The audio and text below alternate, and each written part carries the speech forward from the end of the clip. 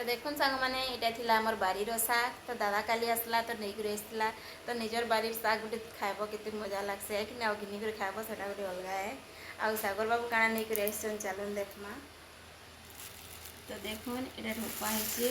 जी माछ मैंने नहीं आसन आमर इन पानी अटला तो केनाल पानी तो मारुले माछ मैंने माछवाला मैंने तो नहीं आसन देखुन केते बड़ बईरी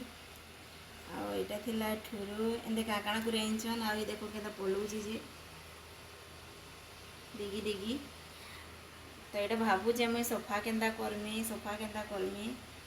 देखले डर लगुच सेटा के तो सागर बाबू मत कहले कि दियो मुई बजार साफ कर देमी तो मुई मना कली कहीं बापा कि भल ना लगबार तो हॉस्पिटल नहीं देखाबार लगी तो हॉस्पिटल जीवे केते फिर बजार जाकर माछ साफ कर आनबी आ खाना बनामी तो थाउ न मुई करमी बोली बाकी रखीचे सफा करमी बोली भावुचे केन्ता करमी